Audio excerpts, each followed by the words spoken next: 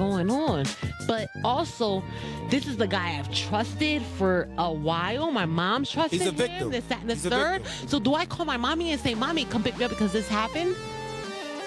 Or do I shut up because my family is depending? He was kidding. Because my family is depending on me, and not for nothing, he was only 15. He didn't know. True indeed. True indeed. So guess what he did? He shut up for years. This happened to him for years, and finally, after years of it happening to him, not him, but someone else for him spoke up. And that's why I want you guys to watch the documentary, because I don't want you to give it to you guys all, but watch the documentary. You advertise where they're supposed to go. Where is that? Tell them where it's at to go see it. It's on HBO Max. It is called Quiet on the Set. And Dan Schneider, he is the creator of a different kinds of shows that were on there.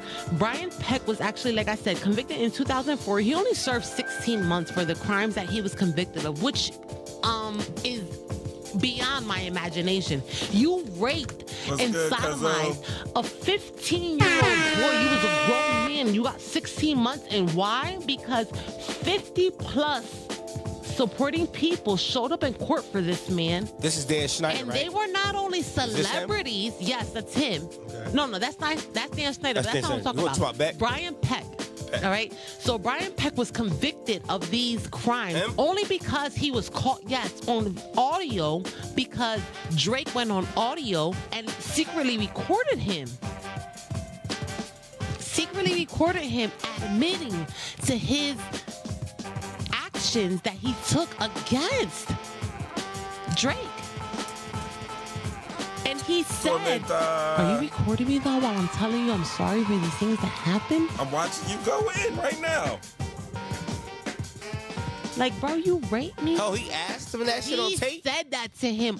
He was like, while Drake was on the phone. Listen, mind you, Drake had he already told his parents. Oh, okay, I thought it was FaceTime. Okay, I thought he had a recorder. Nah, it's not in FaceTime. Remember, this is back in 2003. I mean, a record. I just had thought he had his phone on record. This is back in 2003. Okay. So he's talking. He already told everybody what's going on. His parents, producers, this is that. Okay, they set his ass up. Okay. So they set up Brian Peck, and he called Brian Peck and was like, "Bro, I still can't get over what happened to me." And Brian Thank Peck you for calling Collins Studios home. And not only did he admit to what he did to him, but enter your six-digit. Me right now. He asked him several times through the conversation, was he Welcome, host. You have not started a show session in Callan Studio and cannot yet receive calls on Talk and Shit Get and Click. Please visit the Callan Studio website and begin your session. Music will play until your session begins, or you may call back when you are ready. Bless you for being a dummy like the rest of these dummies. Welcome, host. You are now in the host room and can manage your callers from the Callan Studio web interface. What's going on with this whole situation? Audio recording is on. Back to the whole Brian Peck situation. Oh, hold on. We gotta hold the Brian Peck situation right quick. Let's hold that. Let's table that. Right? And let's start the show. You already know it's Thursday. Call-in line is 313-825-5557. I probably messed that up. What are we doing?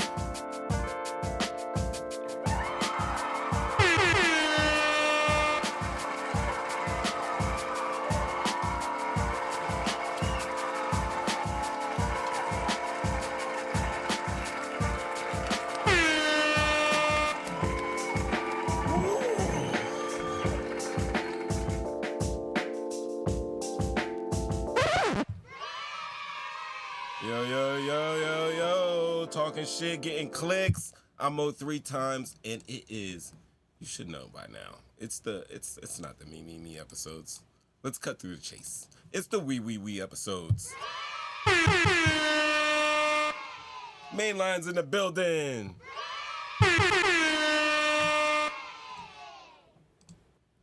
Yo, so tonight, I'm going to talk about the Mississippi. I can't even talk about. Hold on. Let me take a sip. You guys got to watch me take my sip, though. I need administrator. Listen.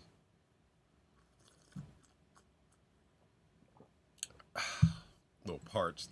Tonight, we're going to talk about the Mississippi Police Unit known as the Goon Squad. Yo, they was out here in these streets running ramshot over the citizens. Then we're going to check in on the U.S. Supreme Court, see what they up to. And then I want to give you a tale of 2 interviews that I watched this week. Two interviews that I watched this week that interests me. One with Don Lemon and Elon Musk. And the other one with the beloved culture vulture, if you call him. DJ VLAD interviewed Skinny Joey Marlino. He's a Philadelphia. He's a local legend around here. We're going to talk about that. We're going to talk about the price surge. Oh, man. No, why are we cheering already? Why are we cheering? We cannot cheer for the price surge. Not in my opinion. You guys might have another opinion. You can call the line and let me know. But we're going to talk about the pricing surge, and then we're going to talk about HELLDIVERS 3. But before we talk about HELLDIVERS 3, it's a game I'm playing. We are going to discuss a little bit about philanthropist / billionaire George Soros. That's right. Give it up. George Soros. We're going to talk about him. That's going to be like a main thing. I call on you to be a part of our Jump Out gang in the live chat. Ding! These guys here. And also, we have a call-in line, 313-825. Keep it going. 313-825-5557. If you, like we're on the show when I started the show, you heard the phone lines is open now. Kiki, what's good? And it's Thursday night, Friday's Eve. We're past 7:30 right now, but we're going in. But before we do all that, how are you guys doing? How you guys doing out and about? See the podcast in here. Let me hit auto on here. You guys just pop up on the screen. Pop up on the screen. Say what's up. I'll start it off. Maybe if I can. Get you with a year.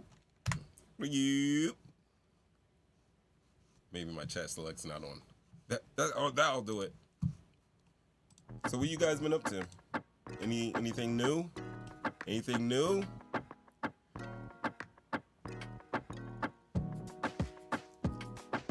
No? Who's Sharon? Who is Sharon? Hey Sharon. Hit like, share, subscribe, Sharon.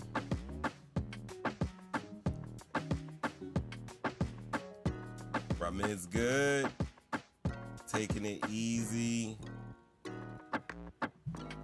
Bless up, Cuzzo. Bless up.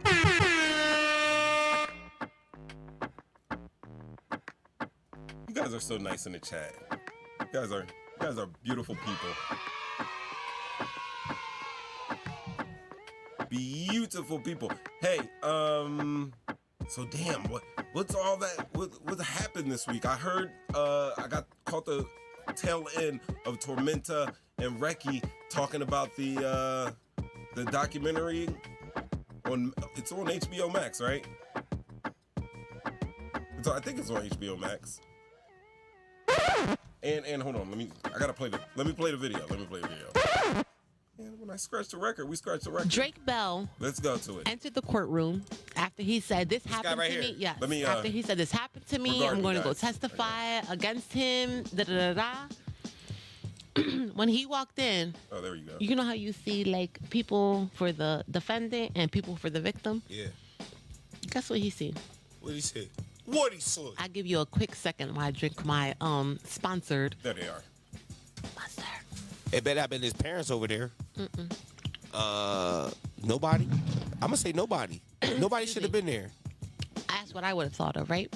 However, there was 50 plus, not only celebrities, but different people of platforms in support of Brian Peck. There were actually... He ain't do nothing to them. Escúchame. All right. So just hop it on. Yes, I heard Fat G's, rest in peace. Murder in front of his mom's house. They caught it on a ring cam, right? I keep an ear out for these things. You guys were talking about the documentary on HBO Max. What is it called? Because I was just watching it. I was on episode 2. How many episodes are there? Look at it. I call record good. I froze that in a good spot. Good spot. Right? So these kids at now, I think it was Daniel Snyder. He's the big guy that was on All That. He would be like, he would come out and everything, and you would see him on Nickelodeon on these shows. Even as a kid, I always got like creepy feelings about him. And even some of those, like, I didn't, like, as an adult looking at those sketches that they would do, I was like, oh yeah, I get it. Yeah, that was, you can actually see it. And I mean, that's amazing. You guys got to call in. Keep that one going, because that was a good one.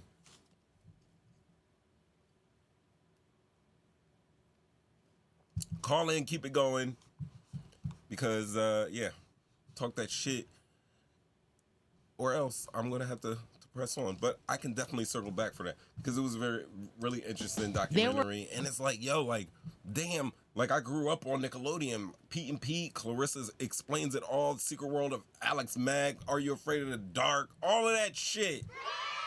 Let the children sing. I was a Nick.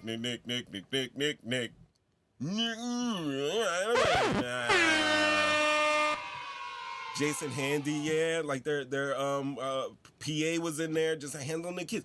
And this is what I said. I don't know if I've told this story before, but when I was in the military, I came across a pedophile. And from the jump, I knew, like, he had a weird mustache, and we saw always make jokes, and he took it a little too serious. Come to find out, he had, like, pictures of children and crazy shit hiding up in the ceiling. And where there's one, there's always at least another one. They got a support system, because they got two guys. They got another guy, and you wouldn't even have thought of this guy. Like, this guy was, like, real, like, low-key, clean-cut, really clean-cut type of guy. But they were messing with that, and you would have to expect that there was maybe another one out there, because they are definitely in groups, and that's what they were showing in that Nickelodeon documentary. That, like, there was a group of people that created a show and essentially preyed on kids, on children. Boo! I mean, that's not even a good enough. But I'm 0 3 times, guys. That boy is good. I try to be. Mm-hmm. Good and terrible. All right. Goon Squad. Let's talk about the Goon Squad. Guys, I'm going to show you this video real quick. I am going to show you a video about the Mississippi Goon Squad. That's right. So there were court documents that revealed that on January 24th, there were officers that forcibly entered a residence without a warrant, and subsequently handcuffed and deployed a stun gun on one Michael Corey Jenkins and also Eddie Terrell Parker. I got pictures.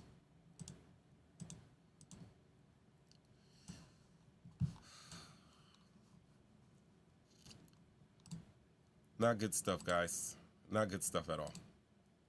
But let me throw up a little picky pick real quick. I don't know why none of this is working. I'll go a little live. All right, so this is.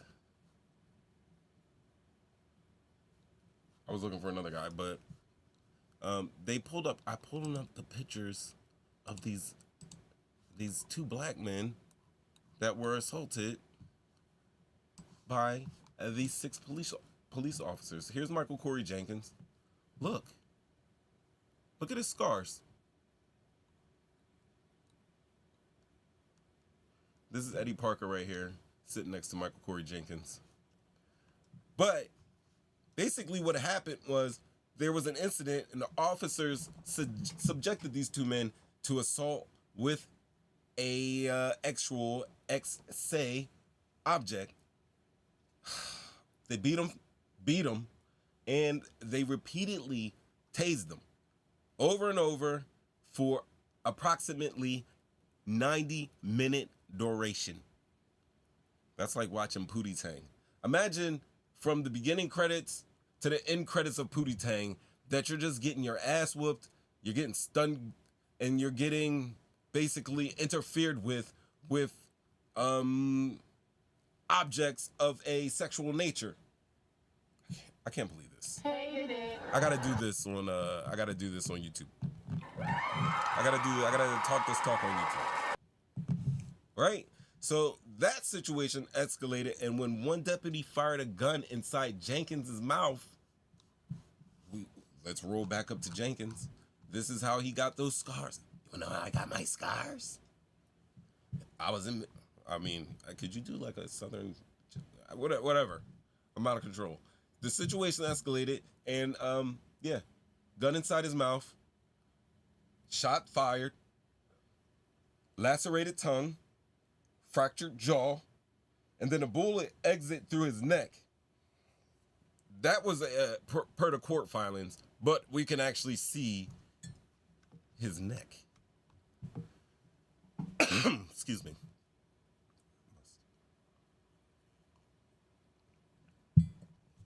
What do you guys think about that? That's nuts. It's crazy. Oh, we got a caller. I'll stop anything for my call. Hey, what's going on? Tormenta. What's good? What's good? Y'all had the I seen y'all had it going on Facebook. Let me bring it back up. I was talking about the GoonSquad, but I mean, we could stop this for this. What was the name of this documentary? I was just watching it earlier. So it is on HBO Max. It is called Quiet on Set. It is the dark side of kids TV. Okay. And it was just interesting. Like, I didn't think anything of it until I seen the scene with, like I said, P. Diddy. And I was like, Right. Let me watch this. When I watched it, I was like, whoa. Like, you know, growing up, this is shows that I watched. All that. Right. You know, Nick at Night, Keenan and Kel. Right. Like, me too. The Amanda Show. I watched I watched all these Double Dare. What was it? Now Double Dare. Dare. Drake, Drake and Josh show. I watched all these shows. I really didn't Drake and Josh it, but I knew of it and I understood how popular that show was. It was just a popular show, you know? Yo, and you watched all these different things. But when you heard of the demise of Amanda Bynes, that's what was more popular out of anything from this documentary that you may have known was Amanda Bynes. So hearing how she had her, you know, fame, and she was the peak of, you know, the Caucasian teenage history, and everybody wanted to be like her. It was a downfall quick, and it was like, shh, don't forget about her. We never promoted Amanda Bynes. She's crazy. We didn't know she was like that. But watching this, it was like, bro, why was she like that? You can understand. Here, look, we'll see the 16, pictures of them in the hot tub. She was trying to be emancipated with Dan Snyder as her. We can do this, Amanda. Yay, I'm for you. At 16, be emancipated. All these female roles. And Ariana Grande have the milking of the potato and the water dripping down your boobs upside down because it was cool. You like, saw what? Yo, you this saw aired? Shoot the shot of the white people say Snyder and black people say Diddy.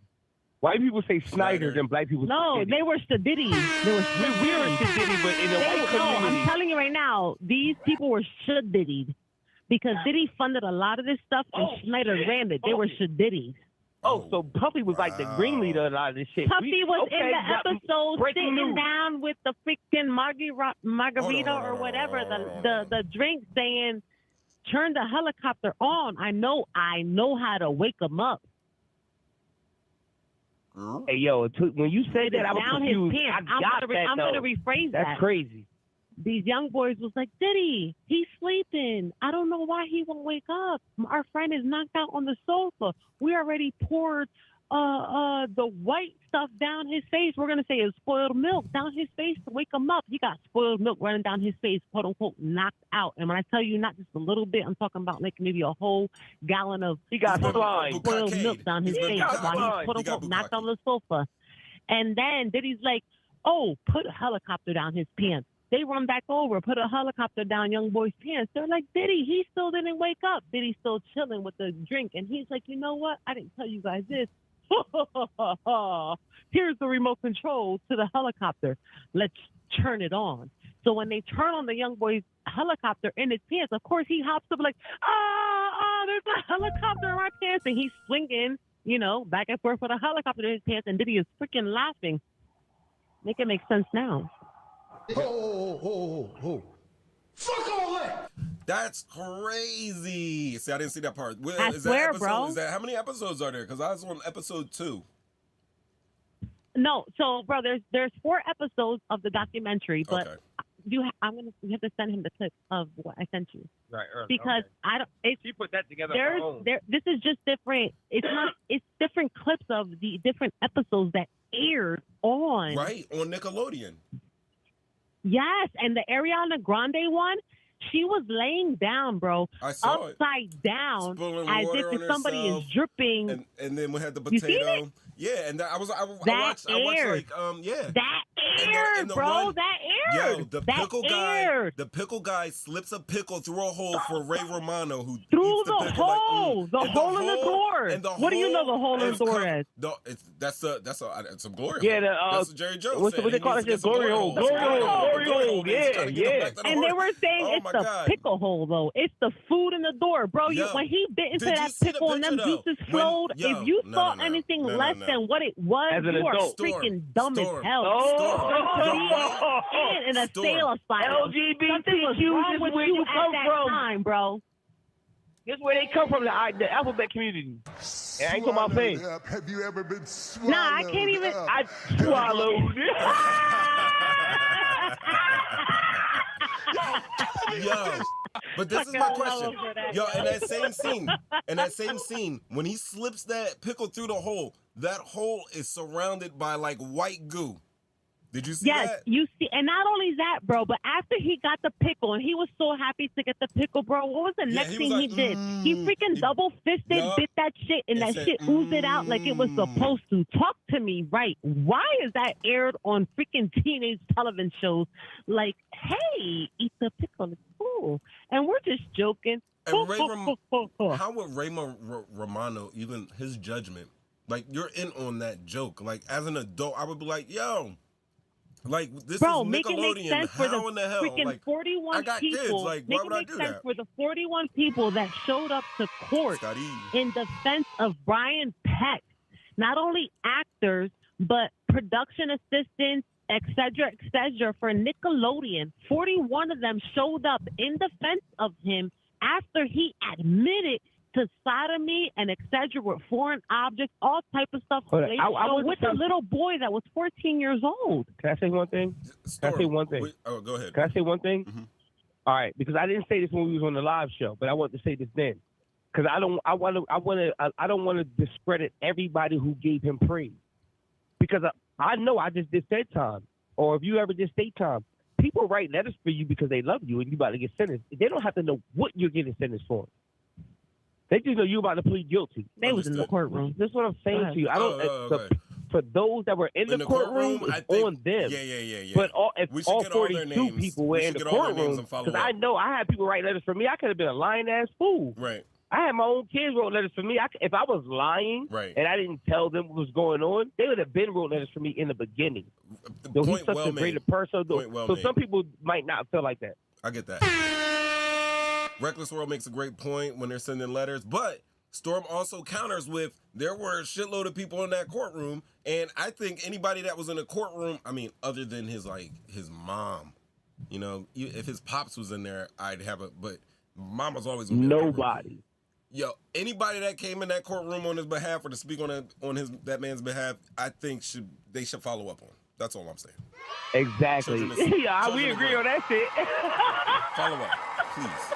Follow up. Hell yeah! If you knew after the fact, if your watch the documentary, and it shows you some of the actors that spoke up on behalf of his behalf, and not only that, you do your due diligence. You look into the records. It's public knowledge. You can see who defended him, because even though they defended him and he was with it, bro, he only got 16 months for what he admitted to, which was a freaking sodomy of that a just means the minor, rest of them was with it. Everybody who was with him was with it. They was not disagreeing with him. The young boy was like, bro, this happened to me. He spoke and was like, this to me. And even though he spoke up, it was like, yeah, we heard you. However, he got 51 celebrities, and they've been on this, that, and the third. They have credentials here, and there. They say different. So we're just going to give him like a tate quieto stick. Like, don't do it again. Talk your No, talk, bro. I don't care that it's not do it again. He did that to me. First of all. But anyway, you know how I feel. Oh, come on, girl. Listen. Hell yeah. That's I got. You know what? Yeah, no. Up for that one. Okay. I really do, bro. I feel like that because, that affected him long term to the point where even in the documentary, when you finish watching it, he can't even fully speak on action. And not that he's obligated to, because he's not in any way. He's even giving you the sense of, you know what? I'm finally speaking up and telling you that this happened to me. It's not hearsay. I'm telling you, because for years, it was just the actor. Nobody knew who it was. Because he was a minor, his name didn't have to be disclosed. So he disclosed his name within the last couple of years because of this documentary. And you know what I found interesting when you said that? Dale. Was that, so when you said that his dad had a feeling. His dad had a feeling. Even though his mom and dad was going through a bad part, like anybody with a relationship who got kids, whether they're yours or not, when you're in a relationship and you love the kids and you love them genuinely, and you haven't, you like, yo, hey, listen, I don't get what's going on, but this is that. And maybe the mom thought like, oh, he's just trying to get in the way of money. Or I can't say because she should have did it then. Listen, she did no due diligence. I did watch that part of the episode. The mom is not there to speak her truth. Everybody has their truth. It's their truth, his truth, and the truth. I was 24 hours like a rap artist. He was able to speak. The father was able to speak his truth. The mother could not speak her truth for whatever reason. I didn't go into it. Is she mute? Is she dead? Is she dumb? I don't know.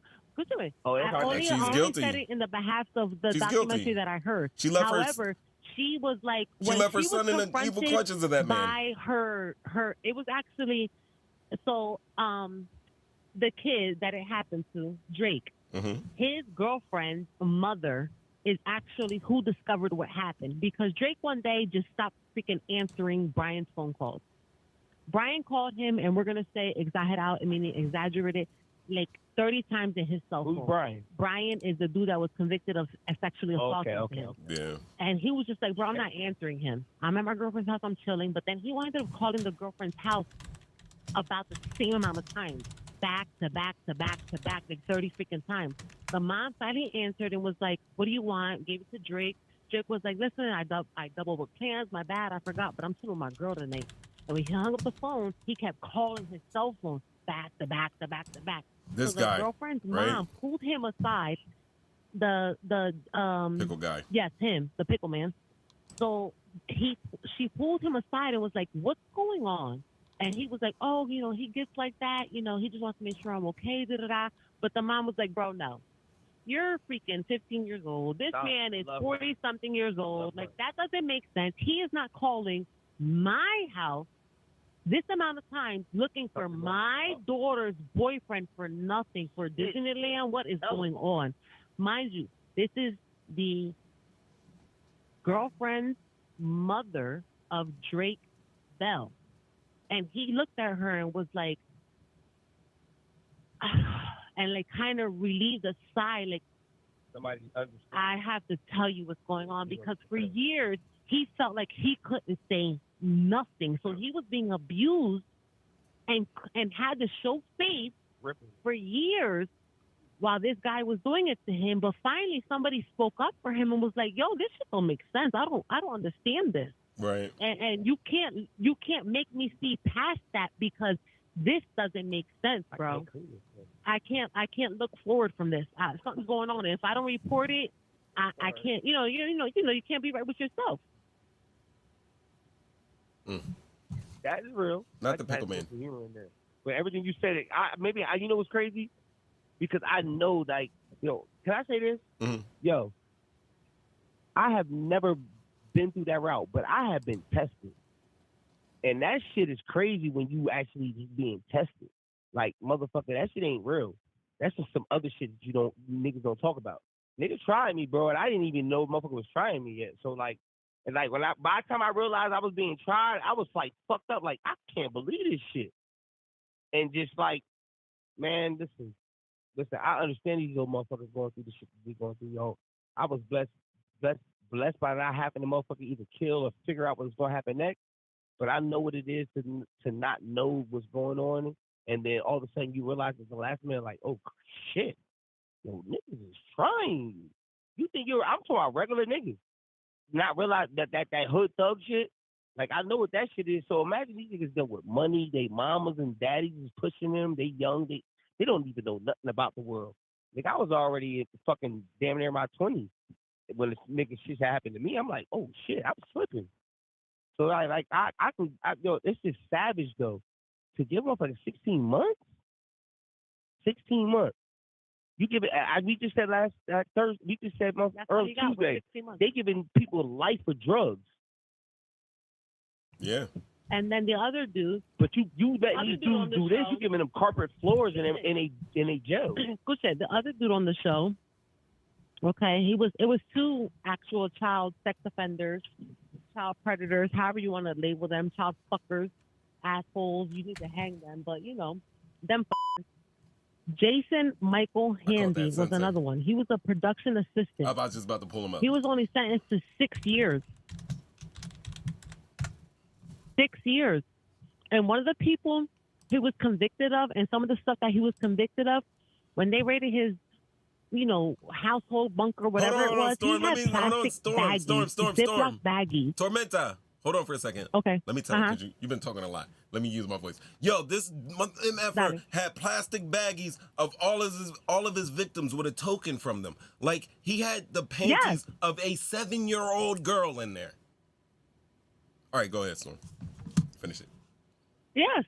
He had that. He had, like, other momentums, like, which was little girls' letters, which one of the girls' mothers spoke about in the documentary, because the police contacted her, like, hey, your daughter, we have a Ziploc bag, and we're only contacting you because the Ziploc bag contains letters that your daughter writ to this man. All right. And honestly, that is where I stopped it. I left it. I'm at that part right now. That's the part I'm at right now. Santo. So that's all I have to say. Is Santo. Yeah. I'm sorry for you guys. God. I'm sorry for all the spoilers and everything like that, but we can't have it spoiled anymore. I want to see the rest. But we're not gonna spoil it. But it was good. Make sure you guys tune into it. Watch the whole documentary, because it is something worth watching, and it makes you think. And if it makes you think, like, you know what, my kid is X, Y, and Z. Maybe a star of TikTok, this, that, and the third. But don't let your eyes off of your kid, and don't be blind by some bullshit.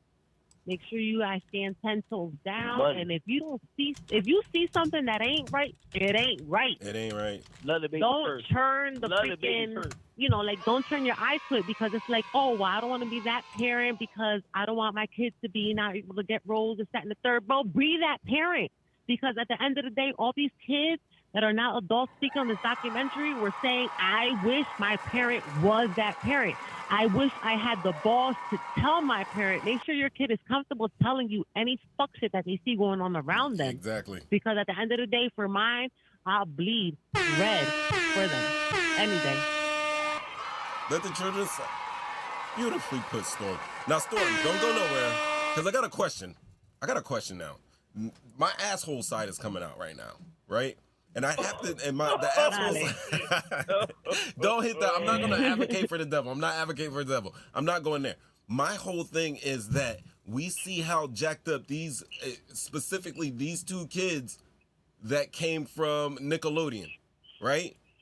Nickelodeon came on the scene in the late 70s. It peaked in the mid to late 90s.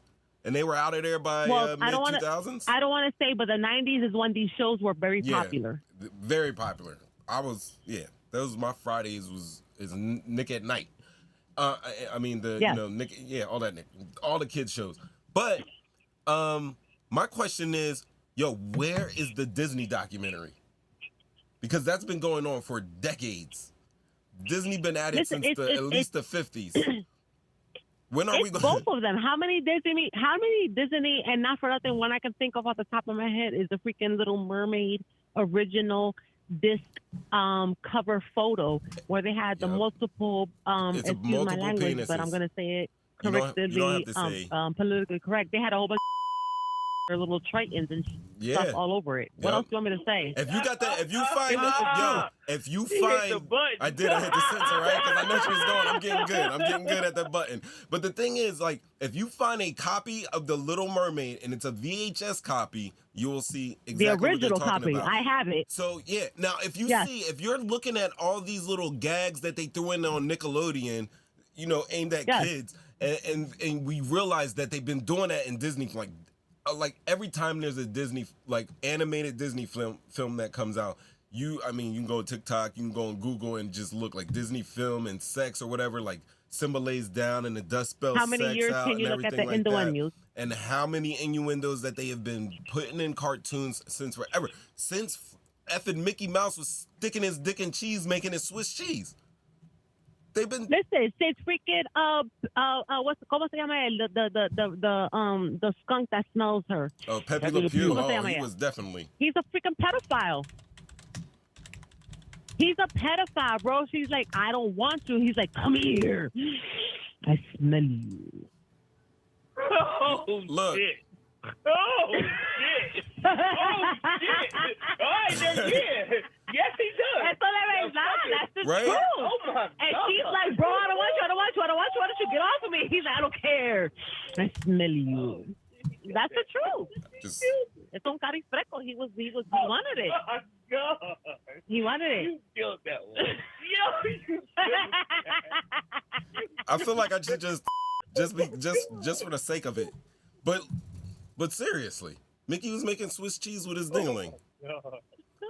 I think if you Google like SpongeBob, I remember watching this with like Brazil and Sharon when they were little. We were watching SpongeBob and they were like, yo, Uncle Reese, yo, check this out. And I remember writing it down.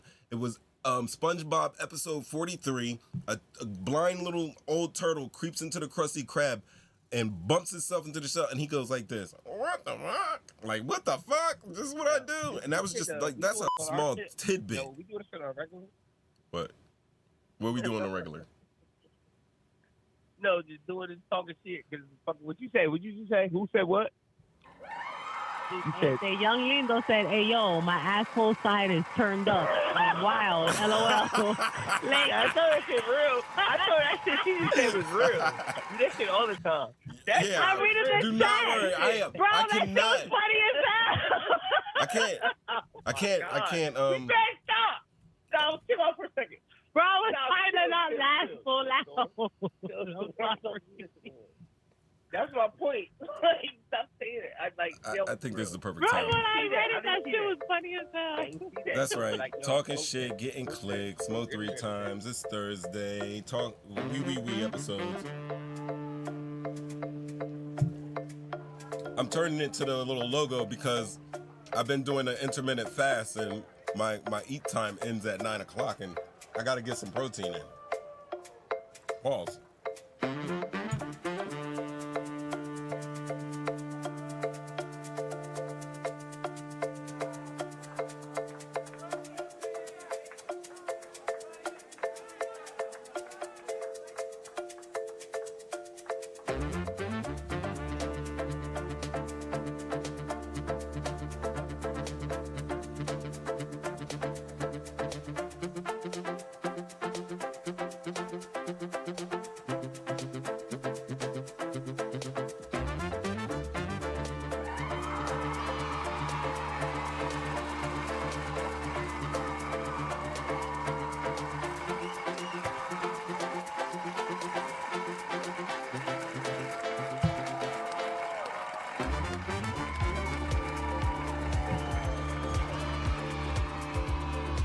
Oh, man. Craziness. Y'all are awesome. Wrecking Storm, guys. Let children and applause. Yeah, I was about to turn this heat off. Ugh. I'm going crazy.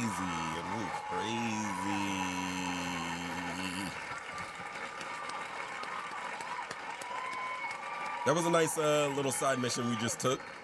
I'm gonna hit the air horn for it. We're gonna get back.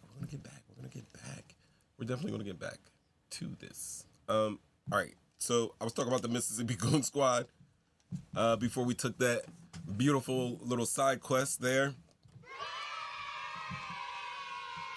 I gotta do it. Hold on, let me show you get my guy up there. Where is it? I don't know why this does not work. I'm gonna fix it right now though.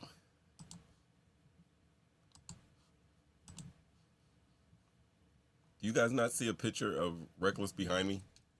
I don't. I just see black picture. Blick. It is blick. Maybe now. Maybe now. Oh, there he is. There we go. They don't. Oh my God. If anybody's going to. Your Comedy Minute Quickie. Yo. So, did you guys hear about the 6 police officers in Mississippi? So they're just showing this now, but it happened back in January 24th. I was gonna read, but I might as well just show you. Hold on. Let me show you the best video that I've seen. More than 20 people say Rankin County Sheriff's deputies tortured them during low-level drug busts dating back nearly 20 years. I'm Nate Rosenfield. And I'm Brian Howie. We're investigative reporters. Here's what we know. In January, a group of Rankin County Sheriff's deputies and a Richland police officer broke into the home of Michael Jenkins and Eddie Parker, tortured them, then shot Jenkins in the mouth, nearly killing him. Some of those deputies called themselves the Goon Squad. A Department of Justice investigation found the deputies then attempted to cover up their crimes. The feds arrested 5 deputies and a local police officer afterwards. The DOJ also found some of the same deputies had abused another person during a car stop in late 2022. Sheriff Brian Bailey has claimed he had no knowledge of the deputies' actions during the 2 incidents. But we found evidence that suggests these torture sessions have been going on for 19 years, and evidence of the violence was right in front of the sheriff. We identified more than 20 Rankin County Sheriff's deputies present during these drug raids. Several of these deputies still work for the department. And some were high-ranking members of the department, like former Undersheriff Paul Hawley, narcotics detective Christian Dedman, and the department's chief investigator, Brett McAlpin. Mugshots and hospital records show people were injured during their arrests. In every case, at least one witness confirmed these accusers' accounts of what happened. We also analyzed the department's taser logs, which supported many accusers' claims that they were tortured by deputies with tasers. The taser logs also showed deputies triggered their tasers far more than the nationally recommended limits in at least 32 incidents over the past decade.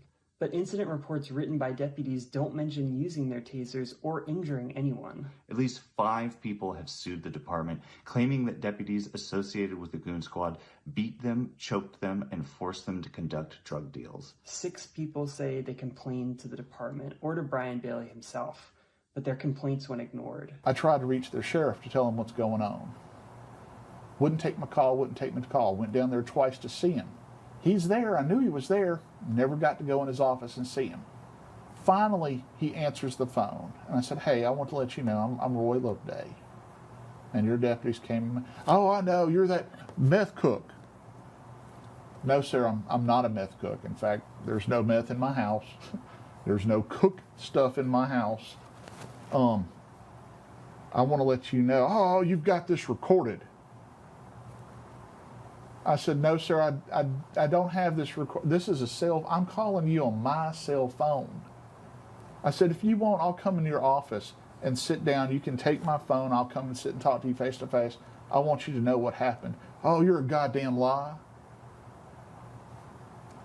You haven't even heard my side of the story. I don't have to. I know what my officer said. We told Brian Bailey about these allegations, and he said, quote, I have 240 employees. There's no way I can be with them each and every day. Sheriff Bailey was recently reelected after running unopposed this year. The 5 deputies and the Richland police officer who pleaded guilty to torturing Jenkins and Parker are scheduled for sentencing in January.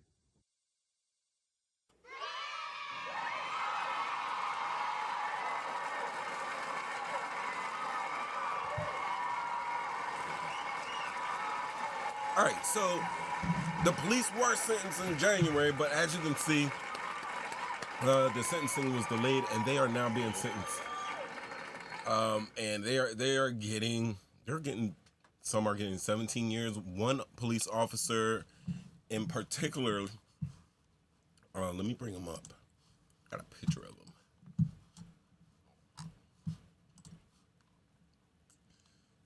Where is he? Oh, you know what? I do. I know I have a picture of him. Let me bring it up. Go back to my little. I'm going to show you the shooter. I'm going to show you the shooter.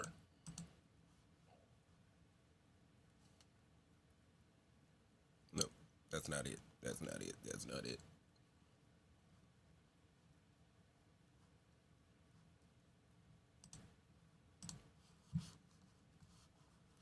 Oh my goodness. I need an administrator. I think it was Elwood. And I probably closed, I closed my whole entire window. But it's all right, because I have it right here. There we go.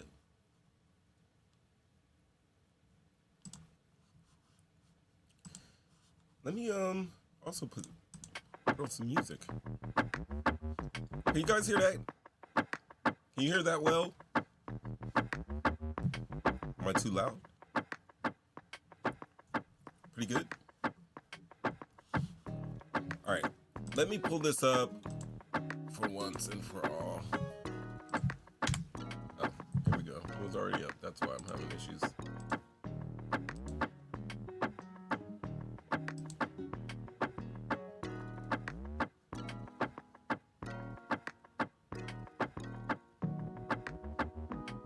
He was Elwood.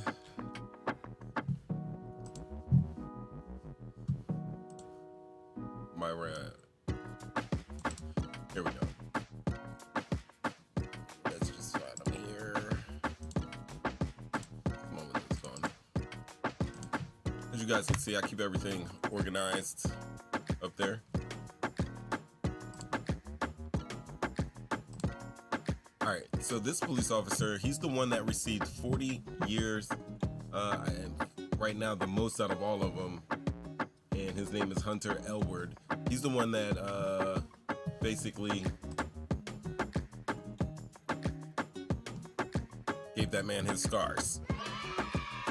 Why? Why are we cheering that? We're not cheering that. So then I also gotta ask you guys, really, have you heard of what's going on in the United States Supreme Court? Have you heard? Let me show you.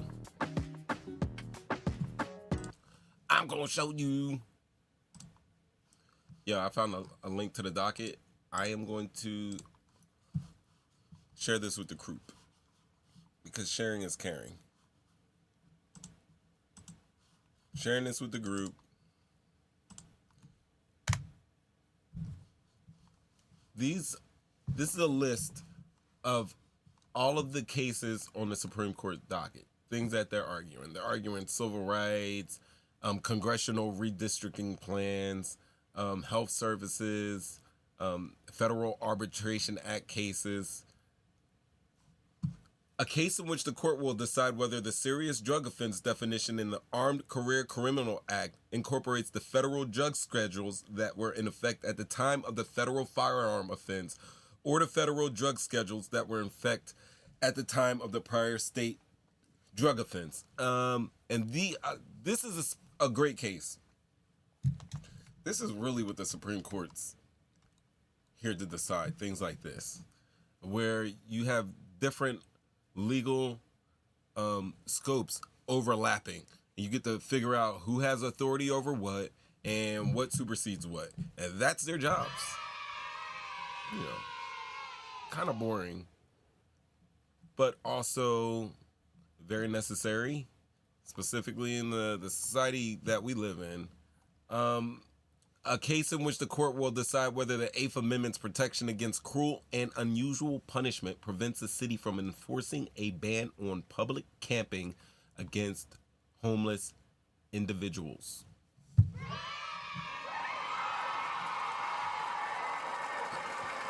What do you guys think? Who are they going to side with in that case? They're going to side with the city enforcing a ban on public camping against homeless individuals, or are they going to side for the homeless individuals?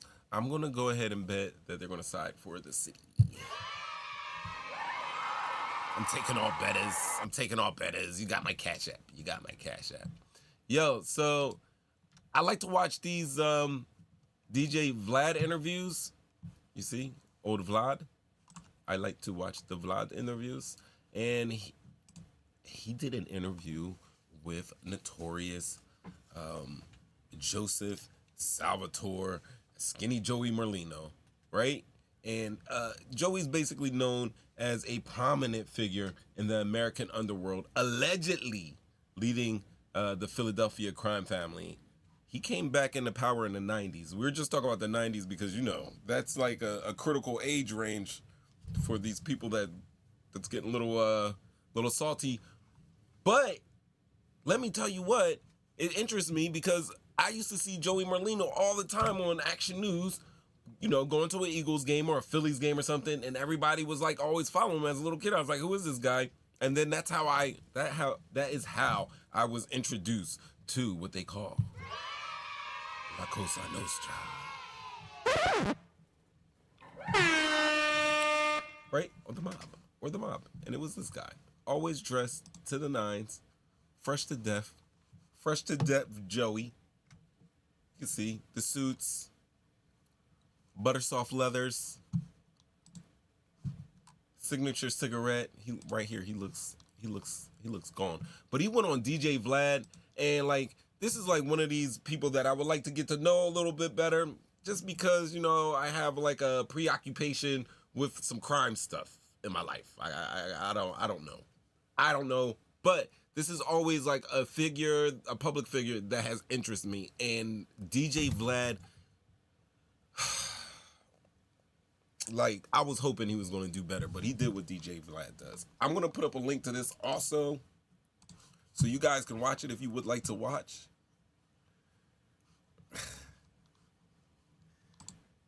Scotty T, you got to call in for that joke. I'm not even looking at what does Batman and a thief have in common? They can't go anywhere without robbing.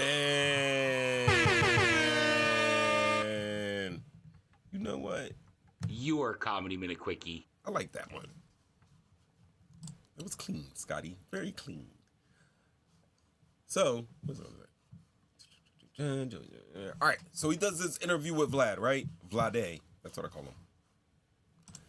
And in the interview, it's an hour and 15 minutes, and 45 minutes is of Vlad being Vlad. I'm talking about Vlad is like deposing this guy. He's questioning him.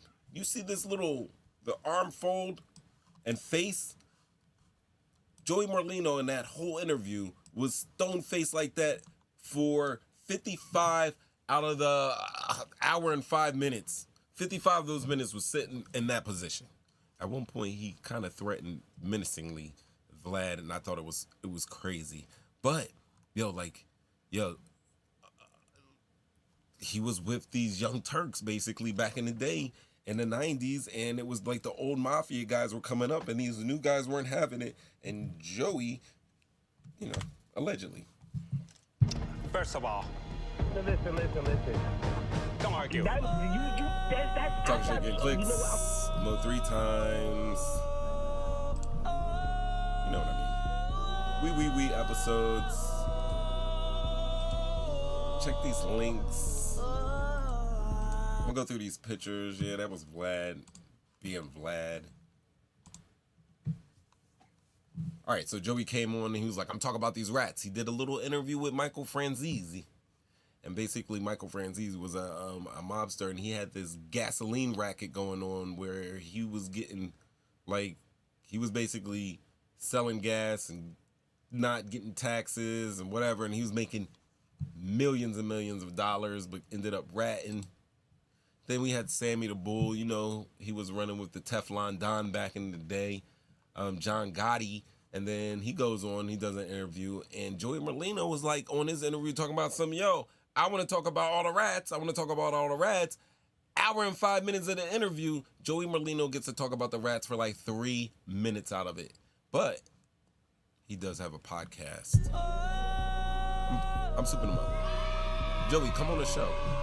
Because Vlad did do one good thing, and he should have stuck with it. He was talking about his upcoming, and you see that man's face light up, and you could tell he did some devious shit as a youth.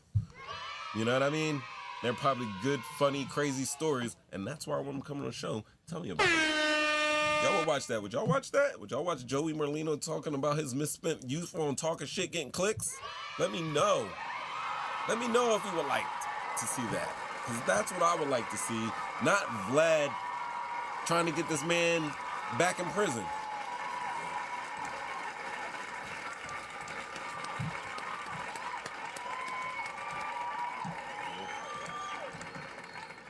She agrees with me. Let the children sing. But anyway, he has a podcast called The Skinny with Joey Merlino. When football season comes around, you should go over there and watch, because he gives out picks for the free. And as I've heard, he's doing pretty good over there. So, I mean, we all know football's not real.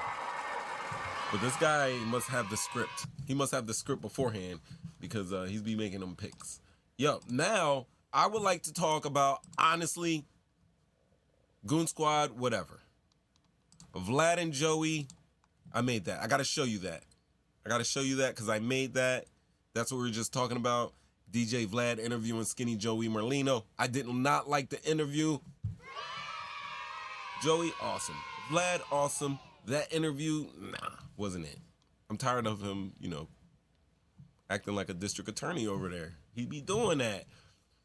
But on the flip side, ladies and gentlemen, Don Lemon interviewed Elon Musk. That was the second interview that I watched. I actually watched 3 interviews, but one interview took place back in 1998. I want to talk about that because it is important. But and this one, we're gonna bust his chops. No, we're gonna break his balls. We're gonna bust his balls. Capiche? Gabagoo. That was lying. Now he probably is not gonna even want to come on the show. Is Don Lemon on Ozempic? Oh my God, F. You're asking real hard-hitting questions now. Let's see it. Let's ask Google. Is Don Lemon on Ozempic? I think he's just getting old. Oh man. Is Ozempic behind? Oh wow. Damn, F. He looks small. Yo, there is a December 4th, 2023 article saying that is Ozempic behind Slim Don Lemon's 30-pound weight loss. Is it? Could it be? Emotionally and mentally, this is the lowest I've been so far. I'm gonna make this about me. Ladies and gentlemen, listen. I know you see these shoulders and this nice thick neck and these guns, these 88-inch pythons, dude. It's the black. It slims them down.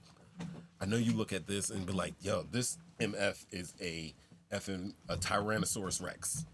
He is a sexual tyrannosaur. He's a stud. I am.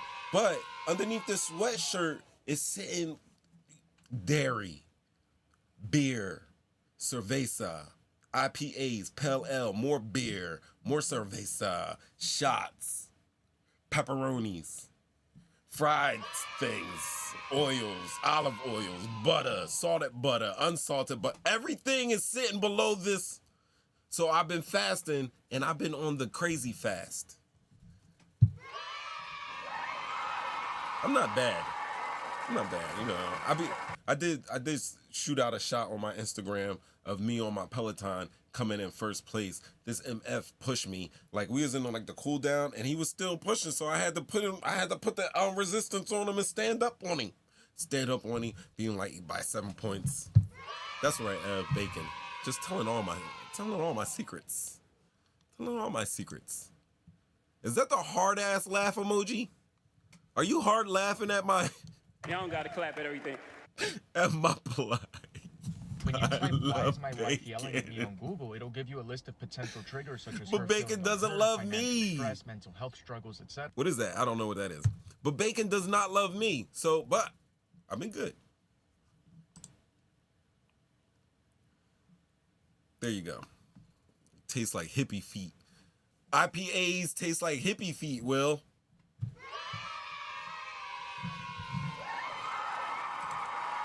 Ramid, you drink an IPA, you'll clean your system out. Drink some waters. Or some coolers. Yo, but anyway, there is an article, love, after all of that it does say, and they're asking. They're asking. He's looking leaner. Could it be a Ozempic? I'm thinking is, you know, he had a contract with CNN. He got a couple mil off of it, but they did not even dignify a response when he was asked. So that's Don Lemon with his friend. Don is with his friend. There he is. But the reason why I'm talking about, y'all, I'm doing the 18-6, so I got a 6-hour window to eat. My eating window starts at 3 p.m. and it ends at 9 p.m. and I still got like half a plate on my food, and I gotta shovel it down because, yo, tomorrow around noon, boosh, I'm gonna have this thing right here. It's probably gonna last a couple of days, but also I have a little bit more energy. I feel a little bit cloudy brained right now, so I'm gonna up my water intake. But yeah, I'm gonna melt away. Y'all gonna be thinking I was on Ozempic. I'm intermittent fasting, bells. Yeah, cause you know, 3 p.m. Sun's still up. If I was Ramadan, they take my head off. They'd say something and take my head off for eating.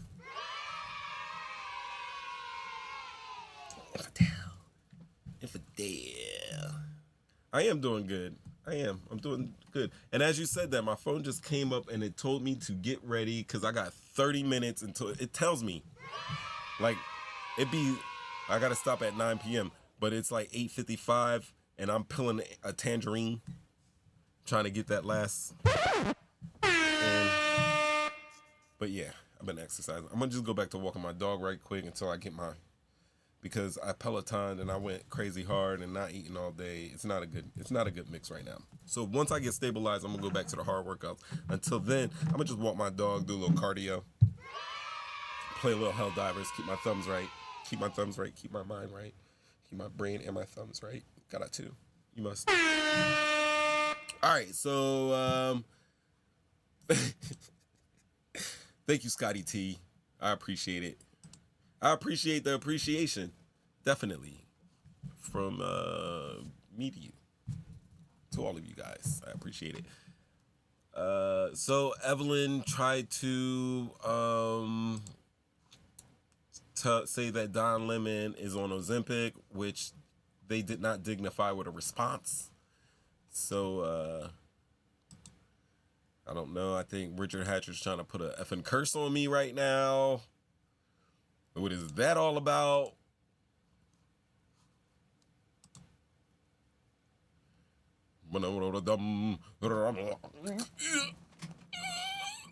Stop it. All right. Hollywood. But I wouldn't get a I wouldn't get a Nickelodeon contract because Nickelodeon be trying to get in your boat. They be trying to. Hold on. Let me hit. Tormenta has a new button. This is Tormenta's button. Right?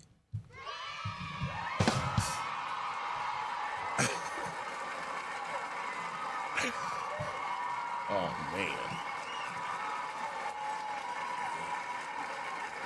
Checking on things. All right, so I said all that to say that Elon and Don Lemon had an interview. She was. Tormenta was going.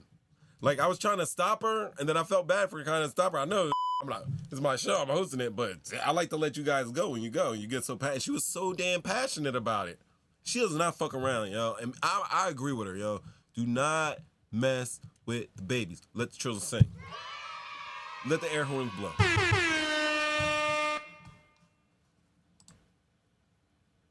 See? He wants me to hit the back in the day diet. You have no concern for my physical well-being, Richard. You hit me with your little curses, your rum-a-da-dums, and then telling me eat bread and water. You know what's in that tap? By the way, Flint, Michigan still doesn't have clean water. Is that like a decade? Are we going on over a decade now? Because, you know, obviously they didn't have clean water before we found it out, like damn near 10 years ago or over 10 years ago. And they still don't have clean water. And they have clean water. So they probably didn't have clean water for at least 20 years. I'm saying 20.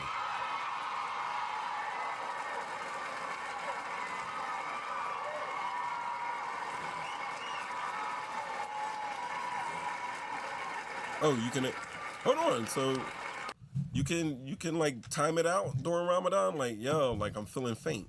I need a cracker. I need a little graham cracker, some juice. 18 and 6 is, I was like, if I want to do it, I might as well do it. They can make breaks in there? I don't even think they're allowed to drink water.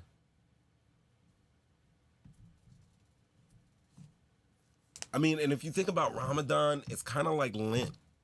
It's like Lent. Lent you give up for entire, and then Ramadan, it's that time where you have to remind yourself that every now you need to sacrifice. Every now you need to sacrifice. You know? You need to give up to gain. Yo,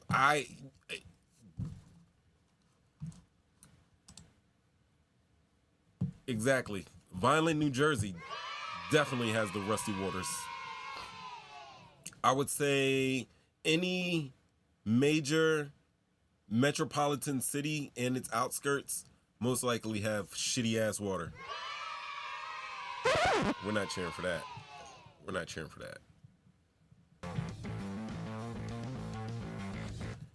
What's up, people? Here we are back into talking shit, getting clicks. That's Pops doing a drop. All right. So, oh wow, you gave up being Catholic for Lent. This guy. Your Comedy Minute Quickie. Cool. Ramid, we know Nork is definitely.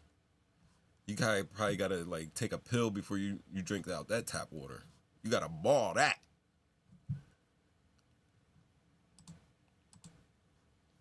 And I don't know, is that part of these replacing of water pipes? Is that part of the infrastructure bill from Joe Biden?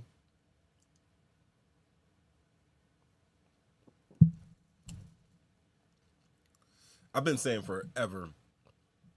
Like, I know as Americans, there's a lot of shit that we disagree on. I know. We disagree on some important shit. But most of the things that we disagree on isn't really important. I think we all agree. That we would like to make sure that we have safe bridges that our railway system is up and running, that we have good landing strips, that our streets aren't filled with potholes, that our water pipes are working, that our electrical grid is safe and secure.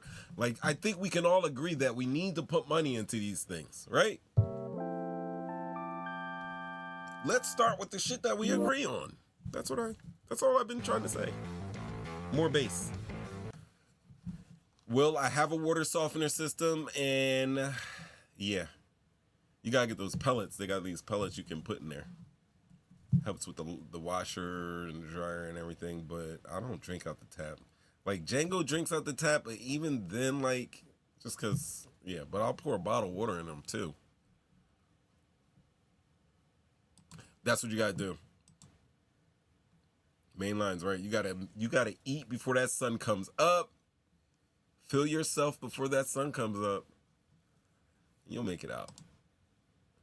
What is the worst thing you can bring to Easter dinner?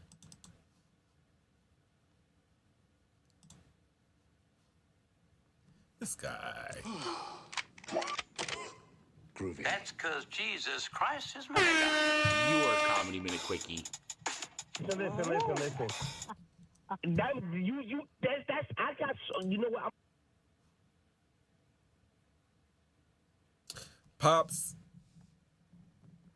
Lie detector results came back and said that is in fact not true. Y'all don't gotta clap at everything. Newark never had good water.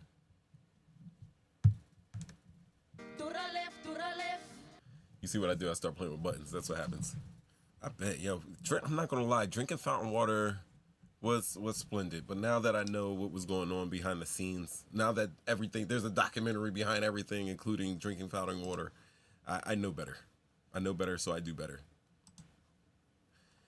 That started, buying water started in the late 90s.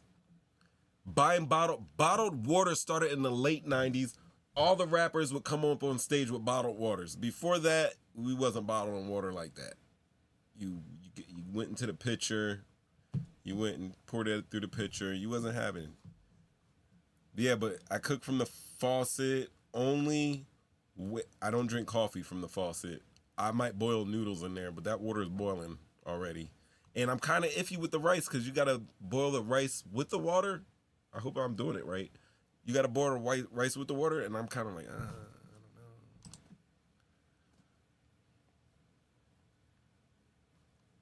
Oh, wow.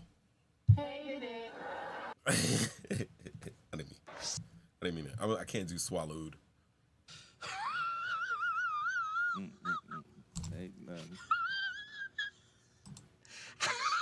Look at this. Yo, I got the smartest. Y'all some smart MFs. Yup, Christians, Lent, Muslims, Ramadan, Jews, Passover. The Abrahamic religions. We're cousins here. We're cousins. We're like Prussia, Germany, and Hungary. And London. We're all of that.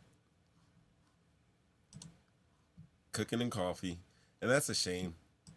We shouldn't have to. We paid too much money to not have. Yo, my God. Dirty air, dirty water. The soil's jacked up. Bros, we are going to be like what type of society are we going to have in the future? Is it going to be beautiful and peaceful? Or is it going to be fucking Mad Max? Furiosa. Yo, did y'all see the side mission? Did y'all see the trailer for Furiosa, for the sequel to the latest Mad Max that came out? It's going to show the Charlize Theron character before how she made it to become the Furiosa. I don't know if you guys are interested in that stuff. I'm a nerd.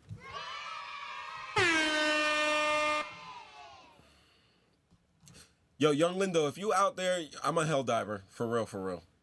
Like, I used to be like, yo, I'm ranked 22, but I play like an 8. No. I'm a true 30. I'm a 31. Where you saw the Furiosa trailer? Ain't that I would show it, but YouTube doesn't like that. You didn't see the Mad Max with Tom Hardy and Charlize Theron? Are you serious? Anybody else not see that movie? Line it up so I can hit this button for y'all. No one likes us, we don't care. Yeah, it was good. Like, I can't go back to the, like, I tried to watch the original Mad Max. I can watch the one with, even the one with Tina Turner. I can't. I'm sorry. My eyes won't allow it. My eyes will not allow it. But this new, hold on. Let me get some. The Fury Road? Fury Road? Yeah, this one right here, banger. And now there's going to be the, I'm just saying, Furiosa, the Mad Max saga. Like, they're good. Like, I cannot go back and watch the original ones. I'm not gonna lie. Like, I used to like them back when I was a kid and everything, but as a grown ass man, I can't get down with them. I just don't. I wish. But it is good. It is good. Like, that's Anna Taylor-Joy from the Queen's Gambit, and she's playing a young Furiosa, and yo, it looks crazy. And she's gonna be I believe she's gonna be going up against Thor, Chris Hemsworth. I just made that crazy small. But I think they're gonna be battling out to see who's gonna be the driver, truck driver, whatever. That's what I think. But I thought it was good. Did y'all see Dune? Dune Part 2 yet? That was great.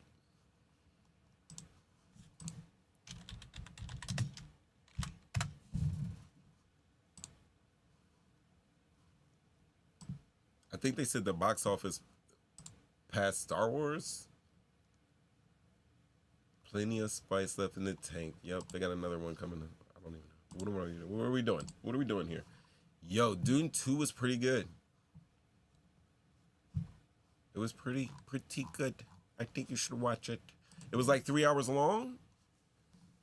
And just because I'm in a movie theater, I can't do it in a movie theater 3 hours. I should stop doing it. I need 90-minute bangers. But I remember even watching Django in the movie theater because that's long, and they did the intermission, and I was like, oh my God. And The Revenant, we fell asleep on that. But if I'm in a house and I just put it on, I'm going to be able to watch it. Or actually, I'll fall asleep on that too. I can't. I'm lying. Wifey's right here. She's about to play me out and let you guys know that I fall asleep on movies because that's where I'm at in life right now. I take naps. I'm damn near narcoleptic. I can go to sleep right now. I can drink a whole ass cup of Cafe Butelo, like a big cup, like a whole cup of Butelo, like the strong. Like you can extra scoop in there, don't add no extra water, and I can drink it, take it to the head, and then go straight to sleep. I'm only going to sleep 2 hours, but I will go straight to sleep. That's what I'm saying.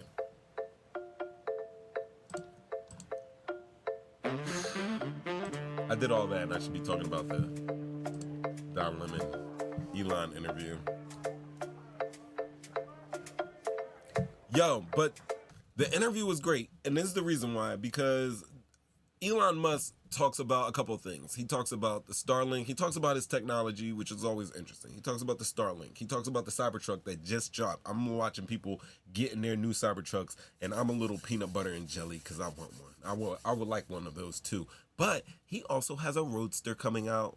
He had a Roadster before, but he has a new Roadster coming out, and they talk about that. They talk about tweets, and they talk about X. They talk about Elon's ketamine use. Elon kind of checks him on some, like, you're a journalist and you're bringing up my medical stuff. He kind of checks him there. Then Elon checks him again, basically tells him, like, yo, be careful. You're talking to Elon Musk right now. But there's also some talk about some themes that we have talked about in the past, like my past shows. One being diversity, equity, and inclusion, aka DEI, and how Elon Musk is against it. And it is challenged by Don Lemon. Now, there's been some couple big interviews that have come up this year, 2024 alone. One, the biggest one so far, I think we will have to say, and this is not any matter of any type of world performance or political prominence or priority or anything. I'm just talking about people sitting down, asking questions, answering questions, and people watching them do that. Number one would have to be Shannon Sharp and my man Cat Williams. Right? Huge interview. Huge interview. Another one would be Tucker Carlson and Putin. It's definitely not DJ Vlad and Skinny Joey. It's not. But this is probably like the third or the fourth biggest interview of 2024 with Don Lemon sitting down to Elon Musk. And he didn't do like a Tucker did with Putin, kind of like rolled over like, I don't know if I'm going to make it back on this plane, so let me just be nice and get out of here. Like maybe he had plans to be like a wolf over there with his pen and his microphone, but he turned into a little meow, meow, meow, meow, meow, meow. But Don Lemon came for Elon. And you could see there was a fire, and let me play a couple.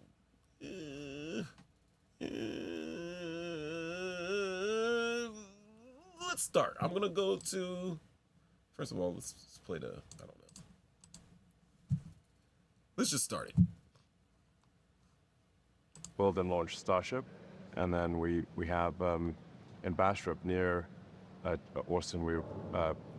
Are about to start production at a Starlink, a large Starlink factory for Starlink terminals.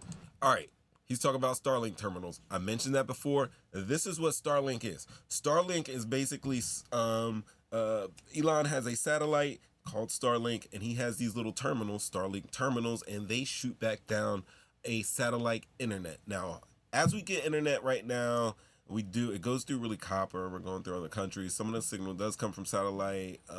There is terrestrial signal. But in my opinion, satellite internet has been shit. It has been shit. But I don't think Elon's is going to be trashy. I think he's going to have a good high power internet that's going to be comparable to some of these fiber lines that we're getting. At least if you can get me like 2-3 gigs per second. Oh my God. Then I don't have to keep Grand Theft Auto 6 on my PlayStation. I can just leave it in the cloud, and when I want to play it, I can just go ahead and play it. And by the time like a normal PlayStation game would boot up off of a CD, that's how fast you would have a 200 gig video game playing on demand from you off of the cloud.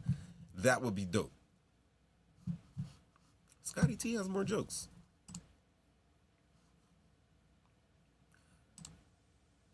What goes black and white, black and white, black and white, a nun falling down the stairs? Your Comedy Minute Quickie. I'm getting good. I'm getting good with these buttons. Scotty T. I know you pushed her. Stop pushing nuns down the steps, Scotty. All right, but, so check this out. As I hit crazy buttons. All right, so they're talking about Starlink. Those are the Starlink terminals. I'm going to fast forward to, they're nice. They're having a nice little chit chat. Everything's cool. They're all good. There's that Roadster. I just saw a picture you've been posting up a storm, as you always. Let's talk about posting right now, but the Tesla Roadster, they talk about a 1444. That's a minute away. Let's drop it off right about here. Over time, you have been tweeting about the updates in the roasters. There's something that we should expect? Sure. You did mention the roaster. So, look, I don't want to give away, much more than what I've said publicly, except that the roadster will be a collaboration between SpaceX and Tesla. So, you can expect some rockety stuff there. A flying car? Maybe. It's not out of the question. I mean, I think they were flirting right there. I mean, it sounds cool and everything like that, but Elon be lying sometimes. He's a salesman. And you want to know how I know? Because I already got pictures of the Roadster. Here it is, the 2026 Tesla Roadster, starting at an estimated price of $200,000. Bam. There it is. Did I say bam? Bam. There it is. Looks pretty sweet. I believe it does come as a convertible. Right now, the specs are it will go from 0 to 60 in 1.9 seconds, but I believe Elon is going to tell Don Lemon that it's going to go from 0 to 60 in under 1 second. And I think that's maybe where the SpaceX technology comes in there. This MF is putting rocket boosters in cars, guys.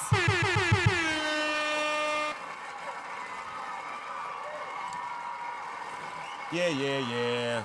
Rocket boosters. Hey, Mr. Jackson. I'll be trying. All right. So next, they talk about the drug use. Let me show you. So you do a lot of it at night, like late at night. So when you're doing this, important to post jokes, and then there's PvP, which is like hardcore. You're actually playing against other people. And but that's blowing off steam for you. Yeah, yes. It is to some degree, not always. I mean, obviously I use it for to post jokes, to post sometimes trivia, sometimes things that are of great importance. So you do a lot of it at night, like late at night. So when He's you're talking doing about, this, are you sober when you do it? It's talking about Don Lemon, Elon Musk tweeting. No, I don't drink. I don't really. No. So you got no drink, no smoke, no nothing. I mean, you smoke pot with Rogan. I had one puff. Yeah. I think anyone who smokes pot can tell I don't know how to smoke pot. But you've admitted that you have a ketamine prescription. Yeah. What's that for? Well, I mean, it's pretty private to ask somebody about a medical prescription, Bing! He's not lying. It is pretty blah, blah, blah to ask somebody about their medical prescription. But he's a journalist, investigative type sometimes. But I think it's something I'd say, like, there are times when I have sort of I don't know, like a negative chemical state in my brain, like depression, I guess, And this is the reason why I like that question. Like, I understand Elon might have taken exception with it because they're talking about his medical condition and his his personal medical business. Obviously, he could have said no comment to it. I'm glad he answered that question because he does get into the mind and say, hey, like I suffer from depression sometimes. Sometimes I'm feeling great, and every now and then I go through a couple of days where I just don't feel like myself. And this is why I have been experimenting with ketamine. Now, that question opens up a couple of different avenues of approach here for us, right? We can talk about, obviously, mental health and depression, but we can also talk about the solutions to these mental health issues. And what has become all of the rage within the last decade are these alternative medicines. They're alternative now. They might have been traditional medicines way before, capitalism got involved. But he's taking like ketamine. People are taking ketamine or microdosing mushrooms or smoking a little J or something like this. These things that would have been outlandish to do, 10 years ago, hell, 5 years ago. These are things that people are taking in consideration when they are trying to battle these mental health issues and trying to find some type of reprieve from their own mind and their thoughts. So, even out of something that's bad, maybe you're prying a little bit too much into this man's medical information. I think that some good came out of it, that they were able to talk about these issues, and I found that extremely, extremely interesting. Whereas Vlad was asking Joey Merlino questions that you could find in the court transcripts, I'm gonna hit this button now because I'm just gonna hit this button. All right, so then, we're gonna go up in the interview. Now, around 24 minutes in, and don't worry, in between, there's some good stuff in there that I'm leaving out so you guys can, want to watch it. I don't want to give it all away. I mean, it is Don Lemon's interview, not mine. But they're going to talk about the great replacement theory. And I also found this interesting about Elon Musk. I think I have a very strong bias to, at least everything I've read, it's a very strong bias to vote Democrat. The more that come into the country, the more they're likely to vote in that direction. But it is, in my view, a simple incentive to increase voters, Democrat voters. And yeah, so the question is like how? So there's a few ways that this works. One is that when the census is done, the census is based on all people in an area, whether they are citizens or not. So if there are a concentration of people who came here illegally in a particular state or in a particular state, that state will actually then get an increased number of House seats. So the House seat apportionment is proportionate to the number of people, not the number of citizens. So the illegals overwhelmingly go to places like California and New York, and if you just look at the math, if you look at the apportionment with and without illegals, I believe California would lose. I believe the blue state, there would be a net loss of blue states of approximately 20 seats in the House.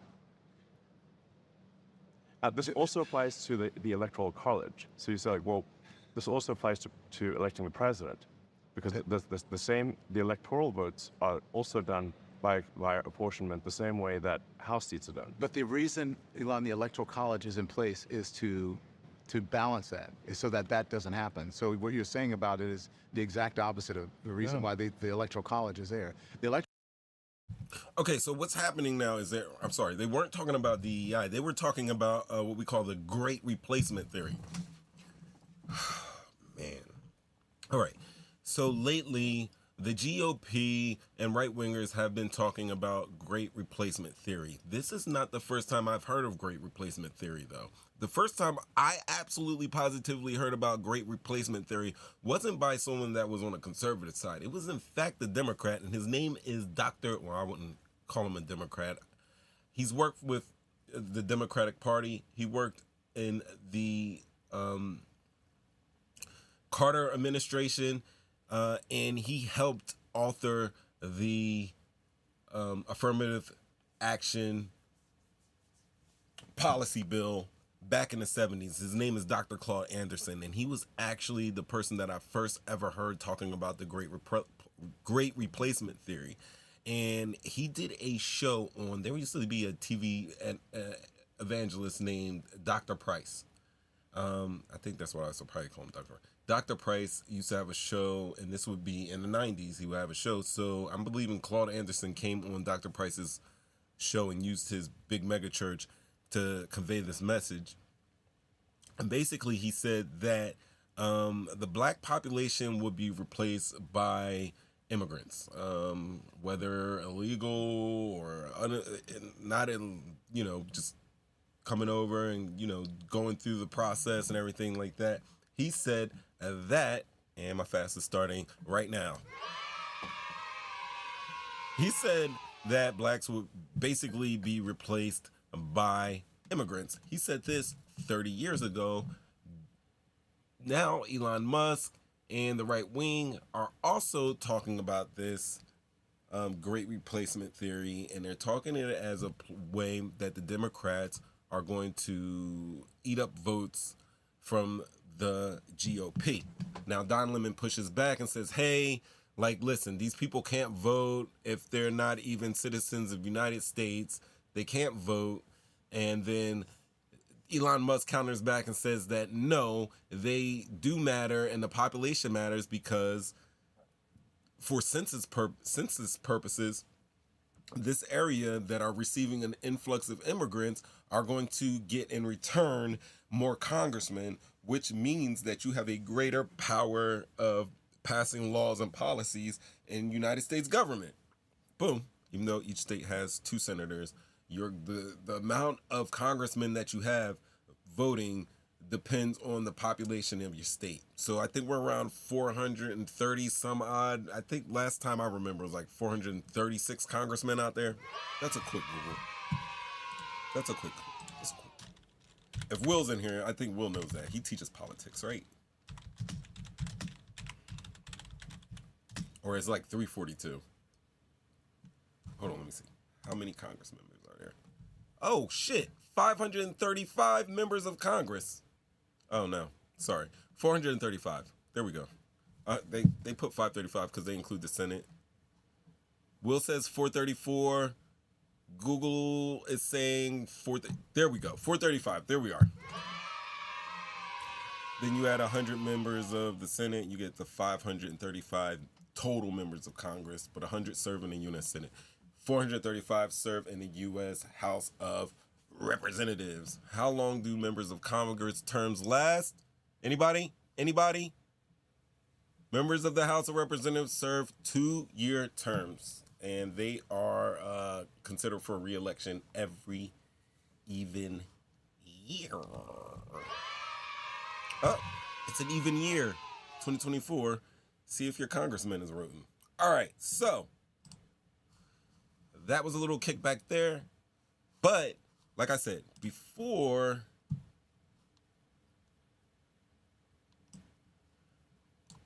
there was Dr. Electoral College at this point. Anderson. Let me break it down at this point and show you in our history. Right now. I got a clip. Let me clip it. Black in 1974, I was in the governor's office there. I was the only black in politics. That was the first item on their agenda, saying by the year 2000, they want to take blacks out of the equation. And that's why, as Dr. Price just said, that's why they control South Florida. Yo, so he said this in the 90s. He said by the year 2000, and I mean, it's 2024, so it took him a little bit longer. But honestly, in the year 2000, what happened? He just mentioned South Florida in the year 2000 and voting, year 2000, South Florida, year 2000, South Florida. If you can make a connection for me, I might have a t-shirt for you. Love, if you could be so kind. I got a sweatshirt in there. Let me show these hoodies to my peoples. I think I might be on to something. Can you grab Ramid's for me if you please? But if you can make that connection between South Florida voting and 2000,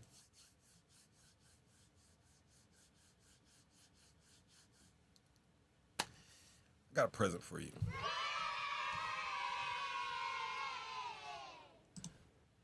That was just one of our points, though, that they made not interview. So let's get back out. That's from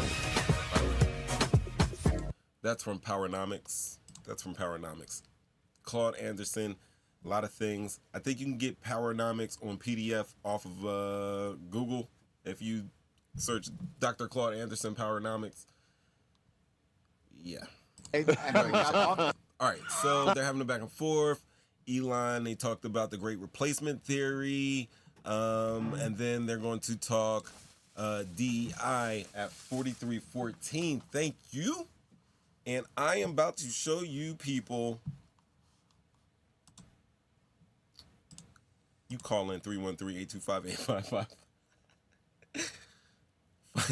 5557. Listen up. Here's the hoodie. Ramid, here's your hoodie. This is what it was going to look like. I think we might...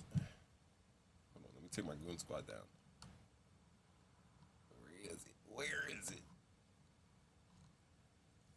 Yo, one day I'm going to be good at this. All right, so check these out.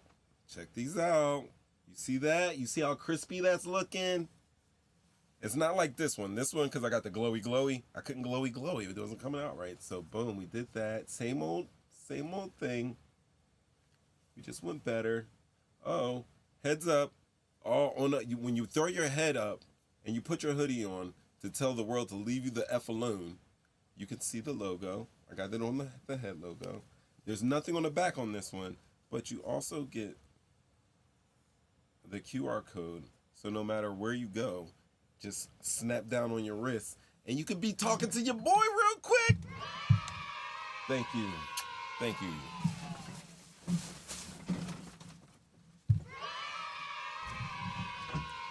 Please do. Cause I saw you last week and I got to give you a hug and I was like, yo, when I hugged you, I was like, oh, my man. Let me go up one more size because they shrink. They're shrinking. But guys, these will be available soon. I'm working on a website, and once I get it up and we're official whistle, I'll let you guys know. Please come check me out. Please support. Oh, we're gonna have other tees on there too. It's not just, you don't have to wear poop on your shirt all the time. Why? Who hits that button? But everything looks good. I mean, I've been making them. If you win, you're gonna get you're a winner, not for resale. So don't resell it. I mean, if you do, let me know how much you got on the resale. Oh, all right. So they go into DEI, which is diversity, equality, and inclusion. And they get there around 43:14. Now, I've watched this interview twice, but for some reason... Oh, this is where I get it. These are things that we have been talking about on this show that I've been making like little topics off of. And it's just great that they're also talking about these things. All right, I think that's close enough. Let me hit play. Do you believe that people are dying because medical standards, DEI is causing medical standards to be lowered? Do you actually believe people are dying because of that? I believe that if we lower the standards for what it takes to become a doctor. You're saying if we lower the standards, yes. But do you believe people are dying because the standards are being lowered? I don't think that is yet an issue, but it could become an issue. Okay. But the actual evidence in history shows the exact opposite. If you look at how minorities are treated by the medical system, most doctors now are white. And there are lots of mistakes in medicine. So you're saying that white doctors have bad medical care? I'm trying to understand your logic here when it comes to DEI, because there's no actual evidence of what you're saying. No, I said, so if the standards, like let's say, I think that particular thing was referring to surgeons. Let's say a surgeon is... Listen. Is asked to, a surgeon in training is asked to do a series of operations under the supervision of a senior surgeon, and they get a bunch of those operations wrong. If that happens, and yet they are still approved to be a surgeon, the probability that someone will die, I think, at some point is high. Okay, I understand that, but that's a hypothetical. That doesn't mean it's happening. I didn't say it's happening. You didn't say it was happening. I said it will. I said if we lower standards, people will die. But why respond to something or put something out there? No, hold on. That has not happened. I didn't realize that though. The laugh. If we lower standards, people will die. But why respond to something or put something out there that has not happened? Because I could say, because I don't want it to happen. I think we don't want to lower standards. Okay, if you look at the history of the medical industry, yo, he's looking a little crunchy right there. He's looking a little defensive that Don Lemon is challenging him on these notions, and it seems to me like this interaction put it all in perspective to me for people who are against diversity, equality, and inclusion, aka DEI. And when we were talking about this earlier, we were talking about the pilots. Remember, that's how the new rounds of DEI talks started. They were, it was one of the right-wing pundits was talking about, if I see a black pilot, I'm going to be squared up there. I mean, I'm going to be scared. When turbulence hits, I want to see, the white guy with the square jaw, the Top Gun or whatever doing his thing. And I remember hearing that and obviously not obviously, but I was offended by hearing that. I was like, that's some bullshit. I went in knowing that, hey, there's some bullshit. Let me do a little research, and we're finding out that, this guy is giving out, is saying that he wants to increase the numbers of, people of color and women in the airline industry, specifically pilots. He wants to see a diverse group of pilots, not just white men. And to do that, he's opening up 5,000 extra jobs. Now, out of these 5,000 extra jobs that this man who owns this is his business, that he can do whatever the fuck he wants to do with his business, and he's making this choice to open up 5,000 jobs to new pilots. Now, out of those 5,000 jobs, they're not going to go to all women or minorities. No. I mean, if they did that, I could understand if they did that. But they're saying only half of those are going to be slated for people of color or women. Now, do I get it? Yes, we always want the most qualified people, you know, operating on us or flying airplanes. And it's not about getting rid of qualifications. They're not lowering the amount of flight simulator time you have to go in or the type of equipment you have to fly on to get these certain licenses. They're not going to tell you that you know, don't worry about fucking tying off a main artery when you're in surgery or anything. Like comparing, you know, the pilots to the whatever. No one is changing the standards.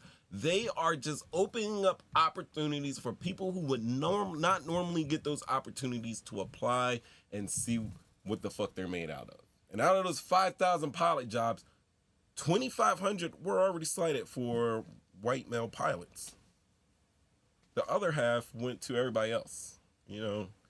So this guy got $100 and he gets 50, and then this other 12 group of people have to bust down this 50 together. I don't know.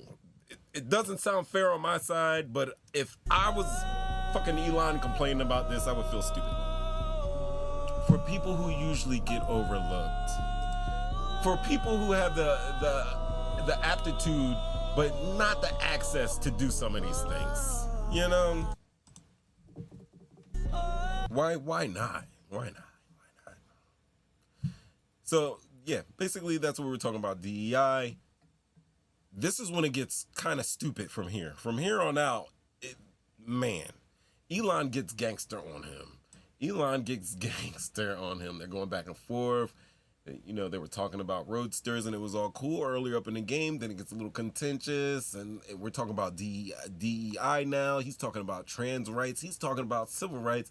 And then Elon gets gangster. Let me show you. I shall show you. Elon getting gangster. Listen to this. Fundamentally evil. Okay. And we've got a little bit more time, so yeah. you choose your question. Okay, carefully. so you choose your question carefully. Fundamentally sexist and fundamentally evil. Yeah. Okay. And we've got a little bit more time, so you choose your question. Okay, carefully. so okay, thank you for that. But he had a little bit of a little chia in him right there, yo. It's crazy. I know I'm trying to get to this. Yo, so you could see Elon got a little with him. Like, hey, buddy. But there's the bigger story on this is that Don Lemon was being courted by Elon to come and do shows on the X platform. Now, what Elon did express during this interview was the strides that he's making with X. He's adding the ability to add long-form content. You can even add a book. You can attach a book to your post. That's the things he's trying to do. He was trying to court Don Lemon and others like Rachel Maddow to come over because he says that he wanted a more fair and balanced journalistic perspective from X, which already has, you know, Tucker Carlson's and some other right-wing guys on there, and he wanted to attract some so there could be an open voice. And he said he does believe in the First Amendment, and he said he is willing to lose money on that, which I appreciate. Because Don Lemon really got off here because they were talking about moderation and all the hate speech that is on Twitter. And for me, look, hate speech is not good, but damn, yo, it's not like in your face. It's like you can turn that computer off. You can block that guy. You can, you know, you don't have to sit there and read those tweets. And Don Lemon did. He had a little personal story where he was called the F word and not fuck. We can say fuck, fuckity, fuck, but if you say the other F word, then they're going to be like, get him out of here. But he was being called that on X, and he took exception with that, and it's understandable. And I do appreciate the fact that Elon bit back and said, listen, I don't care. I bought X because I felt that Twitter had become what Instagram Threads is now. Just like overly PC. And we want to have some people to say some crazy shit on here, and we want to open up this platform for everybody. That's why I will put X over Threads right now. Honestly. You know, I had the Threads X argument. Like, I'd be like, yo, it's like I'm going to a digital Klan rally over here, whereas I'm going to a pussy hat rally over on here. I'm going to go to the Klan rally. That is not, if somebody clips me saying that, I'm going to sound fucking sick. Sorry. Don't clip me. Don't clip me saying that. I hope you understand what I'm saying. So, no, it isn't the fact that Elon fired him. He just backed out of the deal. He's like, all right, I'm not going to do a deal. But also Don Lemon says that, hey, I wasn't doing the exclusive deal with X in the first place. Like, I was going to do my show, but it was going to be available on Spotify and YouTube and all these other places where we get our pods at, right? So, like, that was like the smallest controversy for me. Elon got gangster. You heard him talking about DEI, and it is amazing because Elon Musk is currently named, and I have this little app where it lets me go and look at court cases, and I can just go by and search by your name and see your court cases. I tried to do that with the GoonSquad, but the GoonSquad, them records got sealed, so I can't go into all the crazy debaucherous shit that those 6 officers did to those 2 men. But I was able to look up some Elon Musk stuff easily that's out there, and Elon Musk has a shitload of civil rights violation cases that are going through the system at this point. For instance, he has 13 of them, plus 22 of them, plus 1, equaling 36. He's got 36 civil rights violations cases open against him. Cases in which black men were like, they were being called nigger, like straight hard GGER, like 60 times. I've never been in any type of situation like that where someone's coming in, maybe behind my back, maybe in like the comfort room, but never like referring to me as the N-word. I don't know if I even get to sue. I don't know. Somebody would catch these hands. Someone would catch these hands and feet, because they're going down, and I'm going to stomp them. I know that's not the gentleman thing to do, but you're not being a gentleman, so hell. Sometimes you got to mirror them. But this is what we're going at. We're going at with a guy that has these type of thoughts, but he's also facing 36 civil rights. Now, that does not necessarily mean that it was Elon Musk walking up, calling these people these names. But if it gets to that point where somebody's got called 60 and you having an issue at a point where Elon Musk at one point said that he was sleeping on the floor of his factories, and in this same exact factory that you're supposedly sleeping on the floor in, your workers are being harassed and insulted and fucking dehumanized, and you can't just go in there and be like, hell, I'm Elon Musk. Y'all need to stop that shit, knock it off, and then keep it going? I understand, Elon. You weren't the one calling them that, and you weren't violating them, but you weren't giving them any type of reprieve at all. So this happened under your watch. So, like I said, 13 civil rights, plus 22, plus 1, 36 civil rights cases going for Elon Musk right now. That's just civil rights cases. He's probably got he's sitting on, I would say probably just under 100 cases that he's got going on as a billionaire, just being sued for this and sued for that and sued for antitrust laws and non-compete laws and stuff like that. It is insane, the things that are going on in there, but I seen it with my eyes, and that's what we had. So I'm going to tell you this. I'm going to give you this link too. I would appreciate you answering these. I think it's important that we're doing this. I think it's yeah. So yeah, that's what happened. Don didn't get what he got, and he's chilling out. There's a link for you, beautiful people. There's a link for you, beautiful people. Ladies and gentlemen, what time is it? Oh man, see, we be talking too much. We're talking too much. And this is what I'm gonna do. next week, I am going to talk George Soros, and we're going to talk the video game HELLDIVERS II. I don't know what I'm doing this weekend, but I kind of want to do something like a Saturday morning. Anybody interested, hit me up. Let me know. I might do a live. I want to do a live with bro.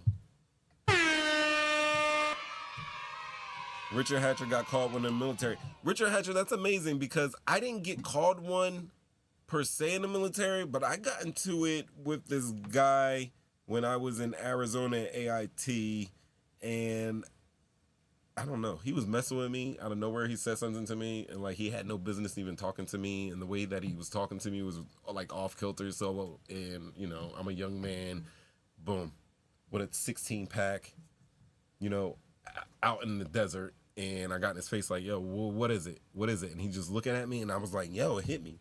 Like as a human being, his I would think he's a human also, but like I read his mind, and his mind had the hard GGR on it. And I was like, go ahead. I know you want to say it. Go ahead. I'm going to knock the shit out of you. Go ahead. But he didn't say it. But then, whatever. Got in trouble. We ended up fighting. I punched him in his neck. He got kicked out. He ended up being like a white supremacist. He was calling people, he was talking about Jewish people, calling people N-words, everything like that. I wish I would have handled it differently. Like, he would have still got his ass whooped, but I wouldn't have just did it in front of everybody. I would have got him later. It's one of the regrets of my life, but I don't regret it. You know what I mean? So listen. That, I got you know what? It happens. It happens. All right, guys, we tried to get to it. I tried to serve up a 7-course meal, and I only got through 5 courses. But you got drinks, you got apps, and damn it, I gave you a little dessert. Next week, we're going to go into George Soros. I'm going to save him for next week because it's not time sensitive. I'm going to give you George Soros's fucking origin story. You heard me? I'm going to give you George Soros's origin story. So interesting. Come back and check me out on these talking shit, getting clicks, and we're going to talk HELLDIVERS 2. If you're not playing HELLDIVERS 2, you need to go get HELLDIVERS 2 real quick. I'm going to tell you right now because it's cross-play, so you can play on anything, your PC, your Xbox, your PlayStation. That's what it's called. That's HELLDIVERS 1. This one is called HELLDIVERS, hold on, 2, Roman numeral 2 style. And this is the one you want. Young Linda was on there. Everybody was running through there. Boys was running through there. We was doing it clean. You will like it out. That's my recommendation from me to you. Keep your thumbs, keep your brain sharp, play video games.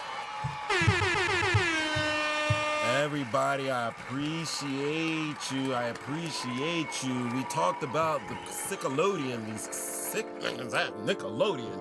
We talked a little bit about Skinny Joey Merlino. We talked about the GoonSquad, these 6 MFs that was just torturing black dudes up in Mississippi in my SSI PPI. Right? No. You know what? Give them the reggaeton, guys. On the way out, give them the reggaeton. Just give them the reggaeton on the way out. That's what we want to do.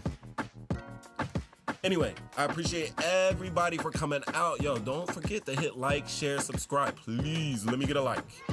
I love it. Costs you nothing but a little, I don't know. You might burn a calorie doing that. You might. But yeah, we talked about the Elon Don. We talked about a little bit about the price surgeon. But definitely next week, I'm going to give you the George Soros motherfucking origin story. I'm sorry for the cursing, but it's that damn deep. And also, you guys check out HELLDIVERS 2. I might give you some clips. And that's what I got for you. I appreciate each and every one of y'all for coming out and hanging out with me. Special shouts to Tormenta and Reckless World 7 over at the POE Cast. Scotty T, Kato, Mainline, Flashback, Ev Love, Willie Wheel. Thank you guys. Ramid, everybody that came through, I appreciate it. See y'all next week. Peace. One more yay. Let the children sing shit.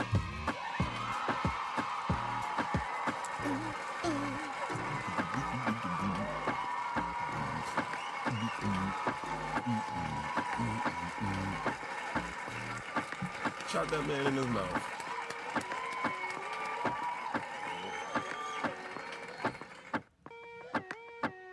I might let this play out.